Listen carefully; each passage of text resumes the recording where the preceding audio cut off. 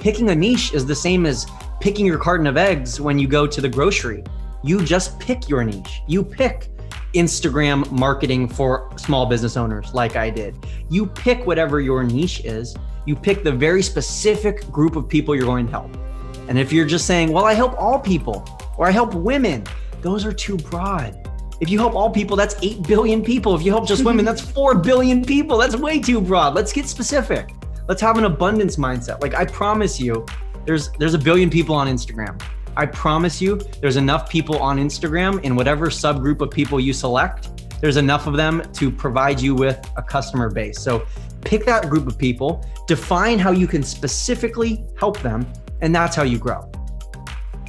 Hey everyone, it's Carly here and you are listening to episode 14 of the Made for More podcast, and I've got such an exciting interview today. So I had the honor of interviewing the incredible Brock Johnson. Now Brock is a Instagram expert. I actually heard him on a podcast not too long ago, and he just blew me away with all of his knowledge and the way he speaks about Instagram, and he just knows it inside and out. He runs a business with his mum. He also hosts a podcast with his mum called Build Your Tribe, and he just gives so much value. I've stalked every inch of his Instagram and in every post he gives such amazing value and such amazing tips, and he's so generous with his time and the information he gives away. So I had to get him on because I want you all to hear this as well. And I just think that if you can make these tweaks in your Instagram game, it's going to make such a massive difference. There are people like Brock making massive businesses online and making huge incomes, and there is a way to do this really right, and he is here to tell us all about how to do that. So he's actually only 23. He built a 6-figure income while also being a college footballer, and I just love him. He's got such a good energy, and I know you're all going to absolutely love it too. So make sure you listen all the way to the end, and don't forget that every single month I am doing a personal giveaway. So anyone that goes over to iTunes and they leave me a 5-star review, take a screenshot, email me at admin@carlymyers.com with a copy of your screenshot, and every single month I will be doing a draw to give away a one-on-one coaching call for free. I'm so excited for you to get this coaching call. I love working with you on a one-to-one basis, and I just so appreciate all the love and support that you give. So enjoy this episode. Make sure you take a screenshot, share it on your Insta stories, and share it with anyone else that really needs to up their Instagram game, because if Brock doesn't know it, no one needs to know it, and he's going to give absolutely everything he's got in this episode to help you as much as he can. Enjoy! Amazing. Hey Brock, how you doing?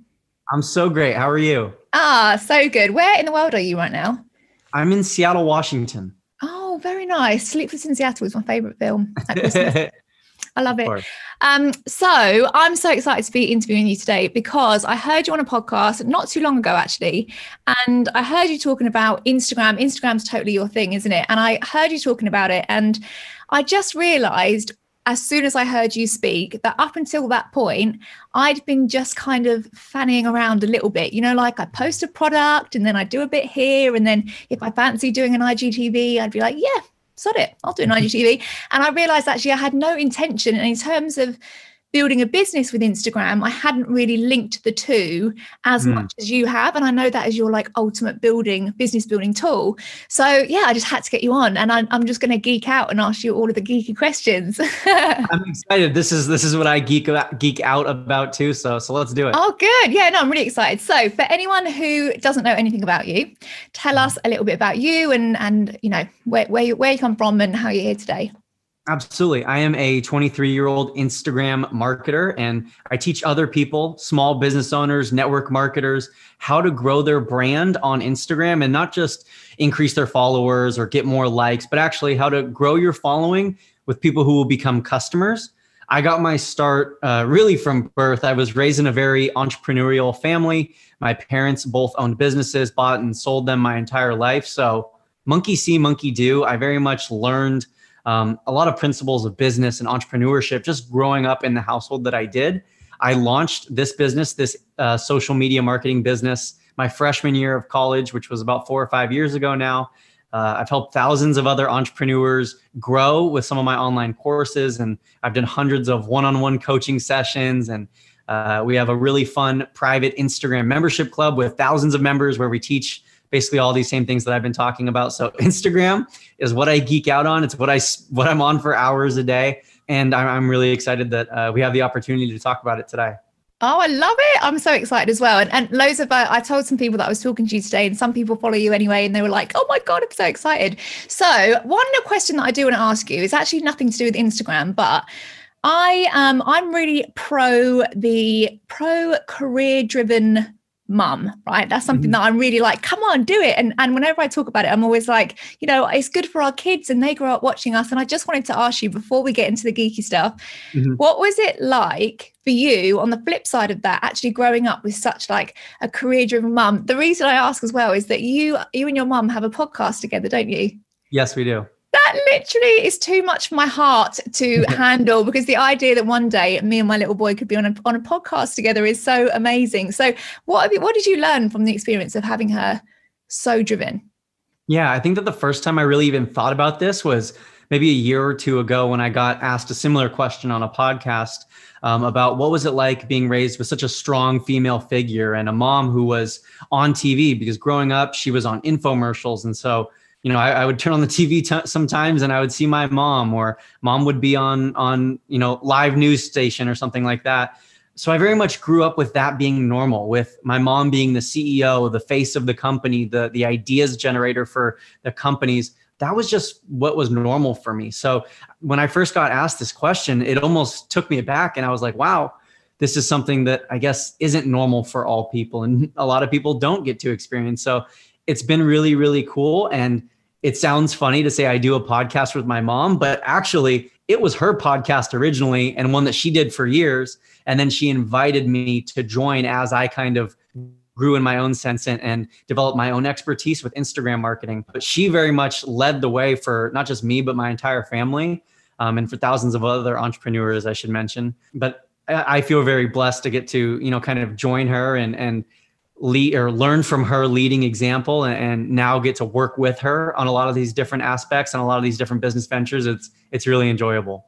Oh, that's so cool. I work closely with my mom as well. My mom's in the business with me, and I love that we've got so much in common and we get to do so much together. But it's just really good to hear it from your point of view, because I know that a lot of mums listening to this, they struggle with the mum guilt of like, am I doing the right thing by, having my own career and my own dreams and stuff. So it's good to hear it from your side that we're doing the right thing. We're going to inspire some pretty cool guys. So obviously we're going to get right into kind of like the meat and potatoes of Instagram. Is that a real English phrase? Would you ever say that? That is, yeah. I was going to say when you were even saying that, I was like, oh yeah, okay, that's a real English phrase. Yeah, no, meat and potatoes. That's like really getting into like the balls of it. But before we get into that, I don't want to lose half the people that are like, oh my God, I'm such a technophobe. Instagram scares me so much. And I know that quite a lot of people do feel that, especially starting out in a business. I feel like some people have the idea for the business, and then it comes to Instagram, they're like, oh my God, I literally don't even know where to start. And where it's changing so quickly, I feel like some people are like, where do I even start? So where do they start? Where's the best place to just, okay, if I nail this, then I can move on? Absolutely. I think step one is recognizing that Instagram is a place to market, to grow your business. It's a place to attract new followers, but you don't want to lead with the sale. You don't want to lead with the infomercial and the products or whatever it is that you are trying to sell. You first have to get them to show up. And it's called social media marketing, not necessarily social media selling. That's something that is a whole different conversation. But step one, in a really tangible sense, is optimizing your profile so that when someone visits your page for the first time, they're actually going to press follow. Studies have shown that the average Instagram user decides to follow someone or not in 7 seconds or less. So when someone lands on your page, in less than 7 seconds, they already know if they're going to follow you or not. And so it's really important that we have checked off all of the things on the list, that we have an optimized profile. And I'll quickly run through these things. You need to have a username that's simple and easy to spell, easy to understand. A profile picture that's easy to see. I mean, the profile image on Instagram gets so small. And when we're viewing it on mobile, it's the size of like a little tiny coin. Like it's so small. So you really need to make sure that's a clear, easy to view image. Then in your actual bio, that's in the words that are on your profile, you need one thing more than anything else, and that's a very clear mission statement.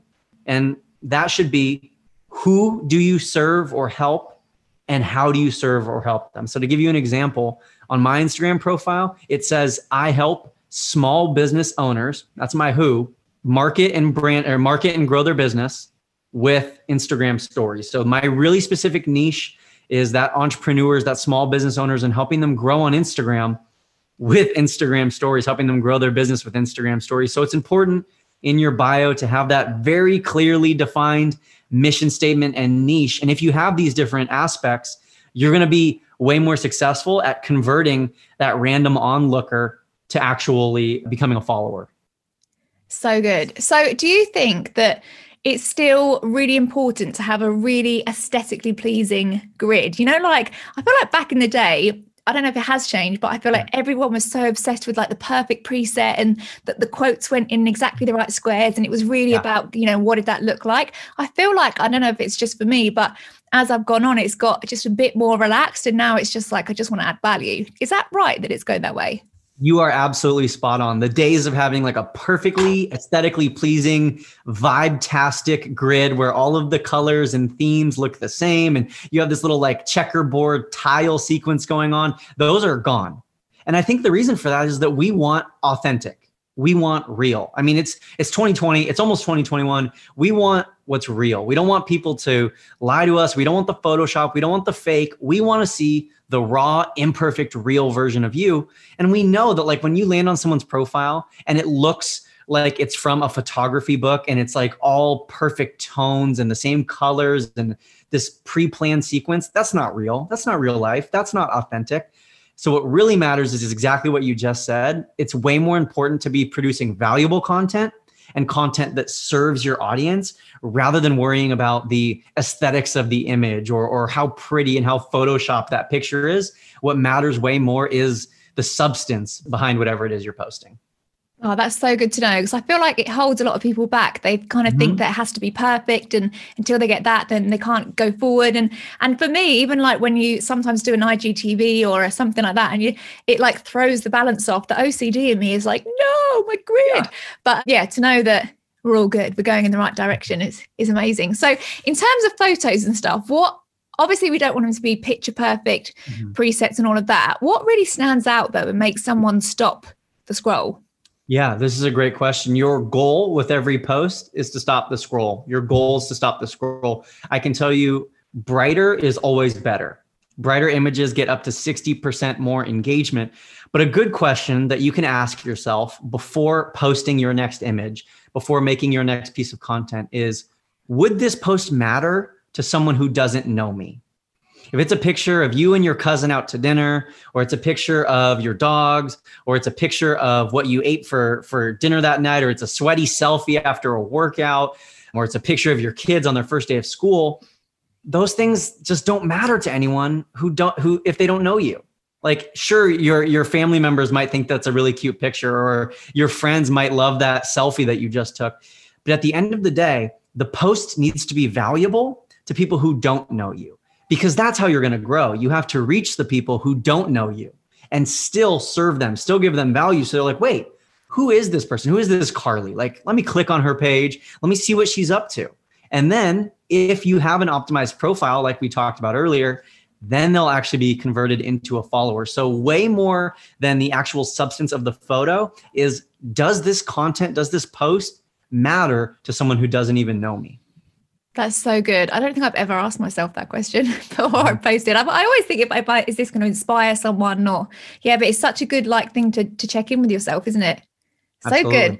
I love it. So, okay, I need to talk to you about Reels, because everyone's going mad for Reels at the moment. My mum's just done a Reel. I'm so proud of her. She's just cracked. She messaged me today saying, hi, love, I've just done my first Reel. I'm like, yes. Love it. So awesome. But Reels are a major thing right now, aren't they? And they're really increasing engagement. Tell us about that. Why should we be doing them? What kind of stuff should we be putting in a Reel? Why is it different to a story? Instagram and Mark Zuckerberg is just like any proud new parent. Like when that proud new parent brings home their baby, they're showing off the kid. They're saying, who does it look like? Does it look like the mom or the dad? They're showing off whatever their new thing is. It's the same thing like when you get a brand new pair of shoes. You're showing everyone your brand new pair of shoes. Instagram and Mark Zuckerberg are the same way. Reels are their brand new thing. It's their new baby, so to speak. So they're trying to promote it like crazy. They're trying to get Reels in front of people's eyeballs. They're trying to make sure that other people are getting recommended to view other Reels. And so that's why Reels are such a great way right now to increase engagement and to increase your views. And maybe I might even say to revive a dying or dead account is to share some Reels, because Instagram is literally helping you. They're pushing your Reels to more people and just increasing your reach. So Reels are a really great way to increase the amount of people who are seeing your posts and hopefully start to get some more engagement, some more traction, and just help your audience start paying attention to you again. Amazing. So how many do you think you would be? I mean, how many is a good amount of Reels to do? Like, is one a day a bit overboard? Have you gone really over the top? Do you like what I did? I think that every audience is a little bit different. And this is a big keynote that I want to share with everyone who's listening, is that every audience is different. What works for me might not work for Carly, and it might not work for someone else. It might work perfectly for you, but also there's a chance it might not work at all. So it's important to test your own audience and know, because every audience is different.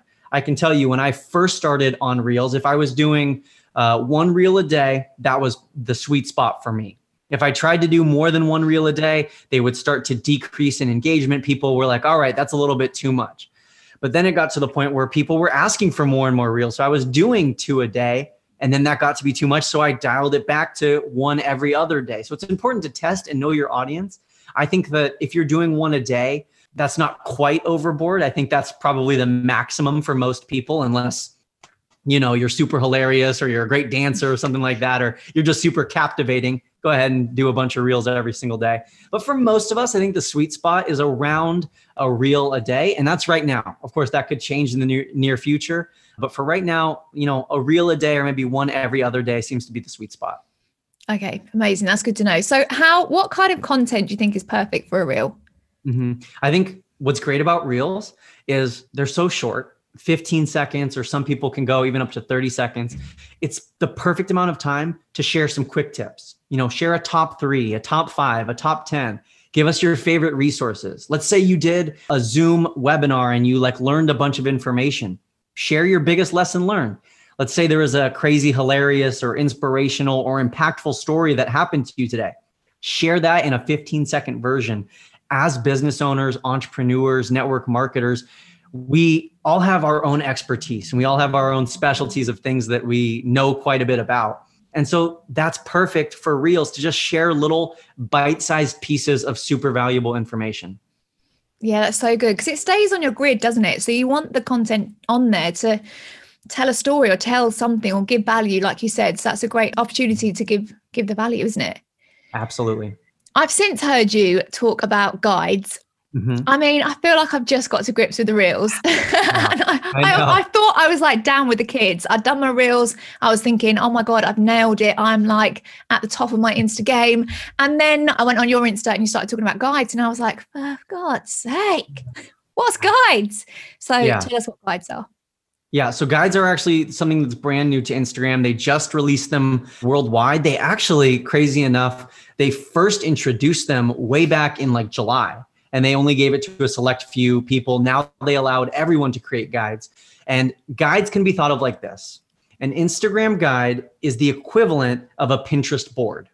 So you go to your profile, you hit the plus in the upper right-hand corner. And if someone's listening right now and they're on their phone, they can do this with us while they're still listening. You just go to your Instagram profile, hit the plus in the upper right corner. And then if you have access to guides, which everyone should here very soon, the very bottom option says guides, and you press that and you can create your own. And basically what it is you can pull together different posts. Either you have made the post or even someone else has made the post. You can pull together different locations, or you can even grab different products if people have, posted their products on Instagram, and put them into kind of like a collection or like a Pinterest board. So there are great ways to kind of group your posts together. So something that I've done, for example, on my profile, because I post about a bunch of different Instagram marketing related topics, I've just separated them into different categories using guides. So you can view my guides on my profile, and I have one that's about hashtags. I have one that's about reels. I have one that's about Instagram stories. So it's a way to basically collect your different kinds of posts and put them in their own categories. And one final note about guides is that it only lives on your profile. So after you create one, it doesn't post to your feed. People aren't going to be discovering it on the explore page. Guides pretty much for the most part just live on your profile. So they're kind of like the stories highlights. If your listeners are familiar with like the stories highlights, they just live on your profile. You can share them to your stories if someone wanted to, click on them, but they're for the most part just on your Instagram profile.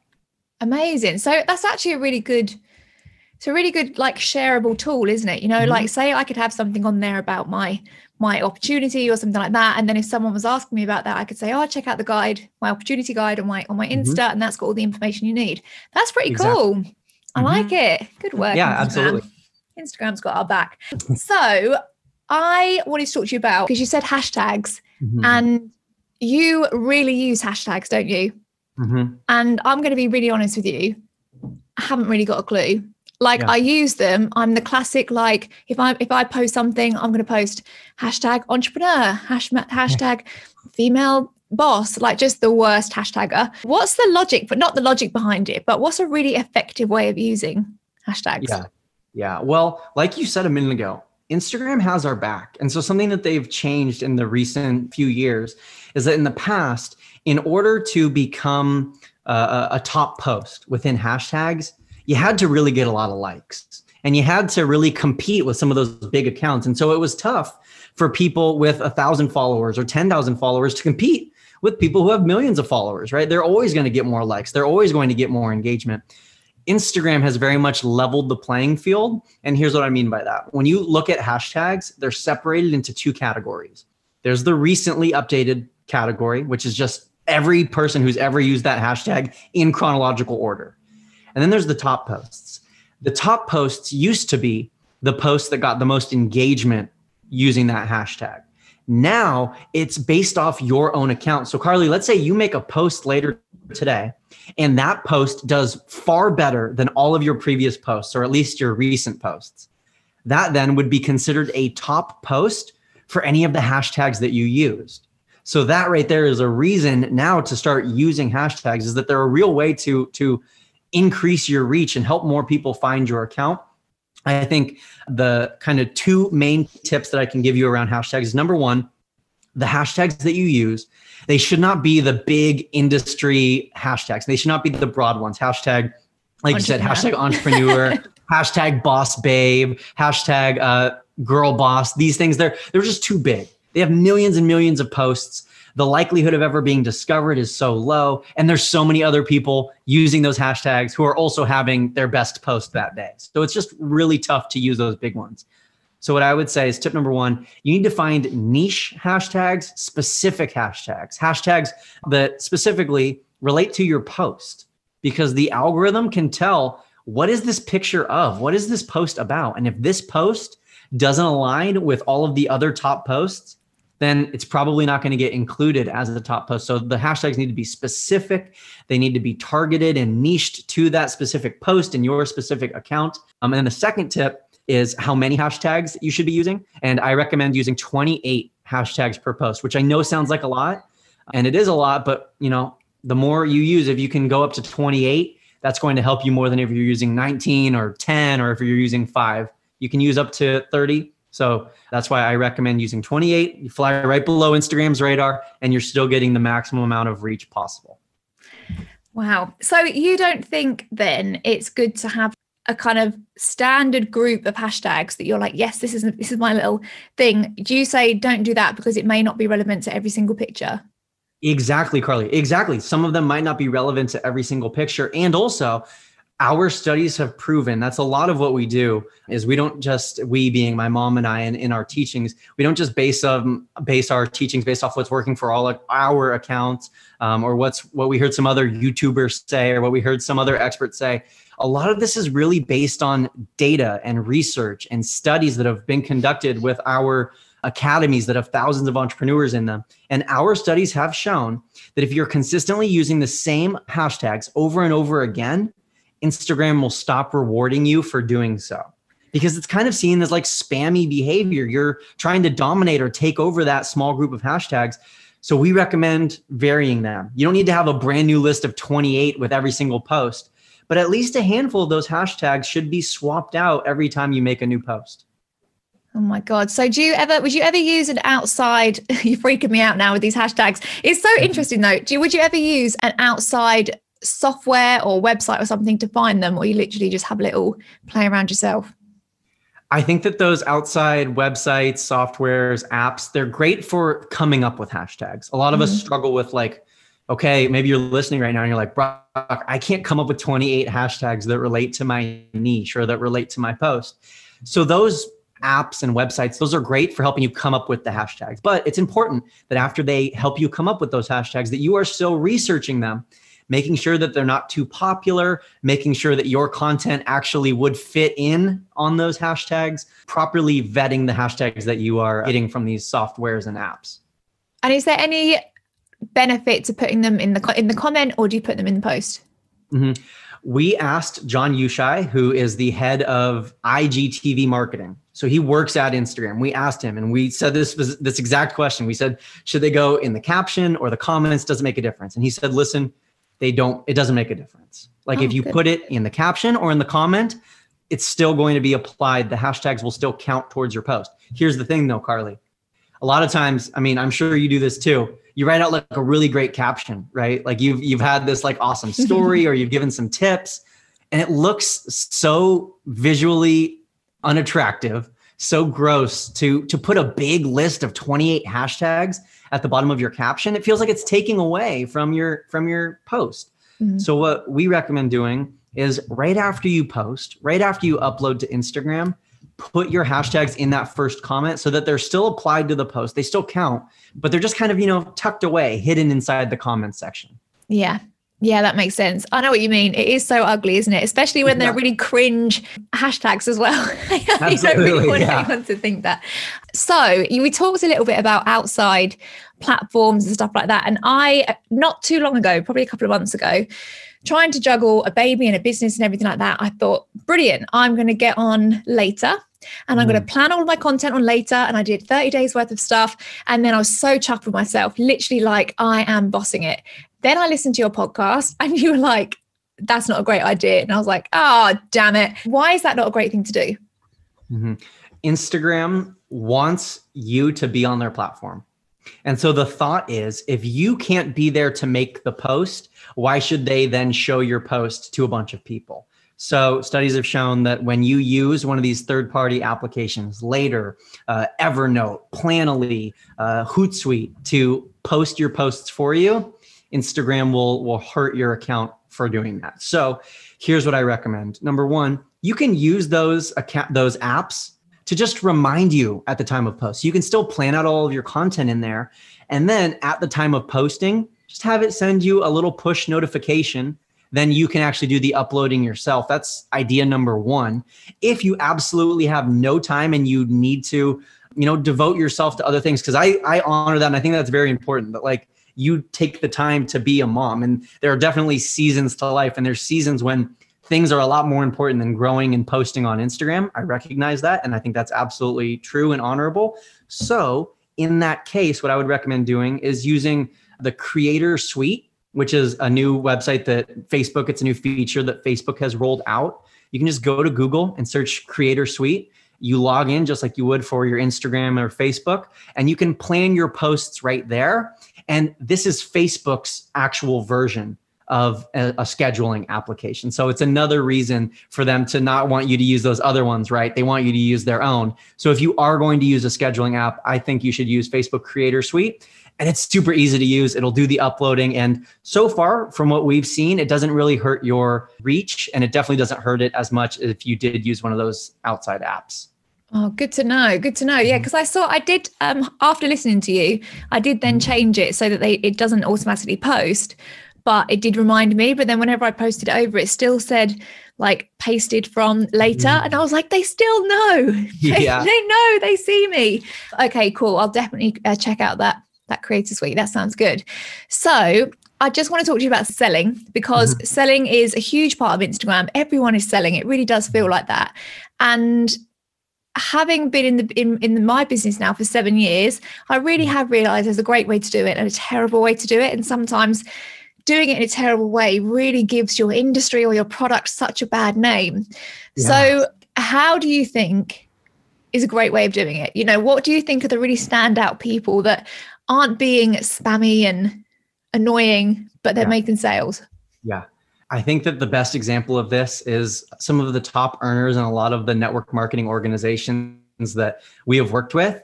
You visit their Instagram profiles and you wouldn't even know.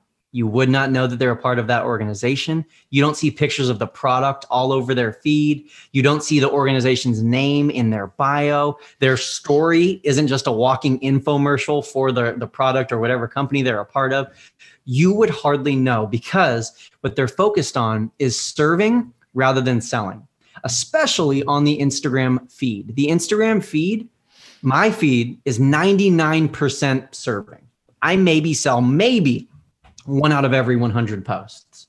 The primary focus of my feed is just serving, teaching, inspiring, motivating, trying to captivate my audience and trying to really give value to them, right? Then my stories is where I let you get to know me a little bit more. It's 2020. The modern consumer is only going to purchase from someone who they know, like, and trust. They have to know, like, and trust you. So that's what stories are for.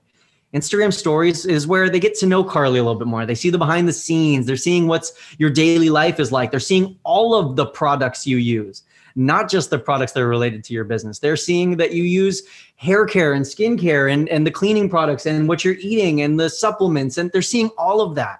They're seeing, like, on my stories, I recently put like the pillows I use, the dog treats, like it's all there. They're seeing everything that relates to my life and they're falling in love with me as a person. But then the question begs to be asked, well, Brock, then where do the sales take place? Like, at the end of the day, we are business owners and sales do have to take place. I hear you. Sales take place on Instagram primarily, from my experience and understanding, in the DMs, in the direct messages. And as network marketers, it's those relationships that lead to better customers, right? It's the relationships that lead to better team members. I mean, there might be someone listening right now who has a awesome team member who never spoke to them before. They just like joined and they're awesome. But I'd be willing to bet that for 99% of the people listening right now, the best team members are the ones who you have like a really great relationship with. And you're texting and you're talking to, and phone calls and Zoom calls. You have that back and forth dialogue and relationship. So on Instagram, those relationships are built in the direct messages. So that is ultimately where you build those direct messages and where sales and conversions will take place. And also, let's talk about this from a very tangible sense. You can't click on links if they're in an Instagram caption. You can't click on links if they're in a comment.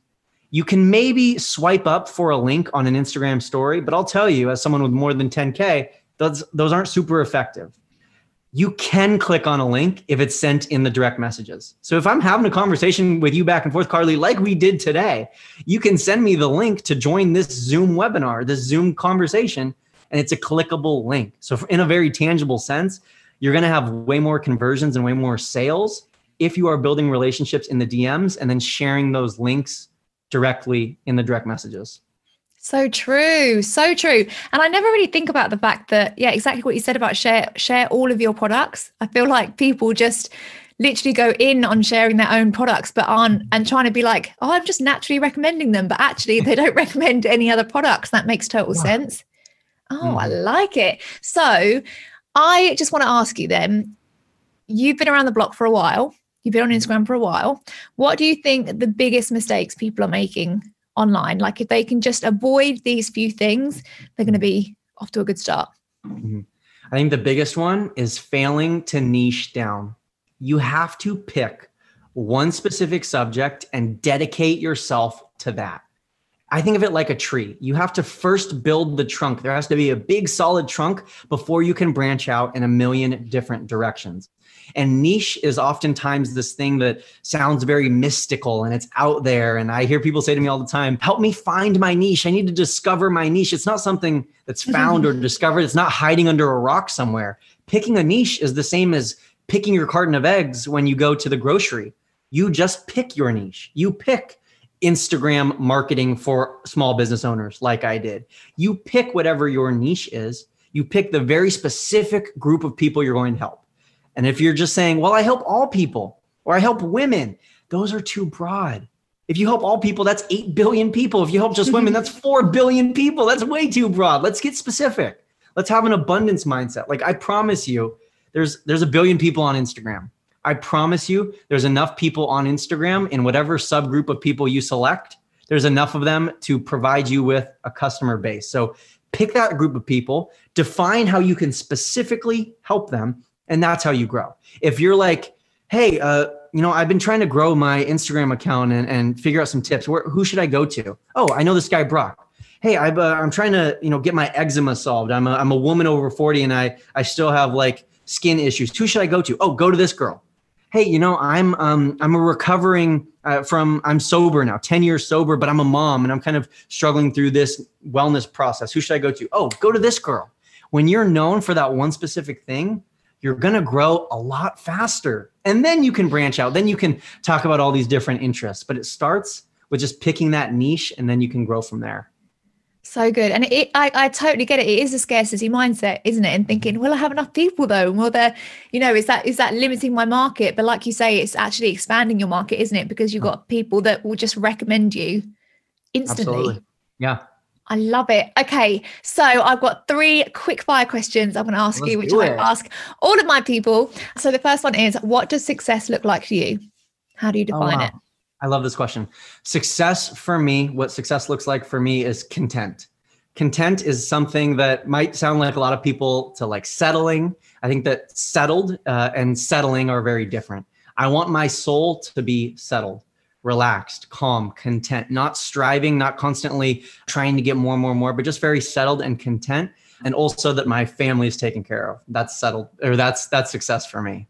Oh, that's beautiful. That way of looking at success is coming up more and more. I think I love the way that everything's changing into a more calmer place. It's not so like red. Come on. What is your favorite book or podcast?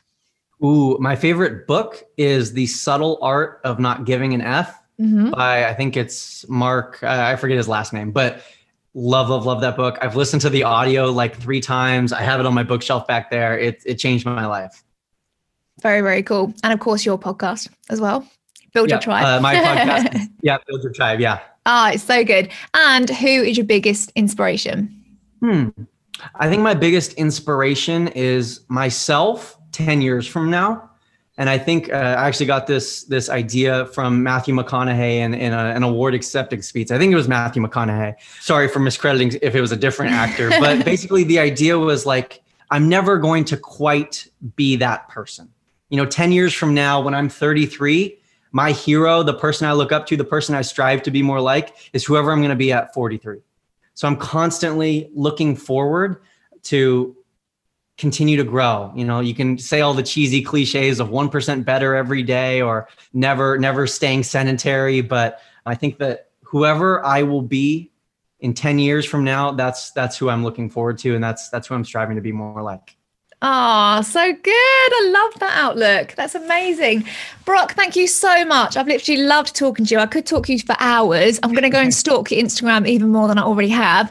And I know that everyone is also going to want to stalk your Instagram. So where can everyone find you?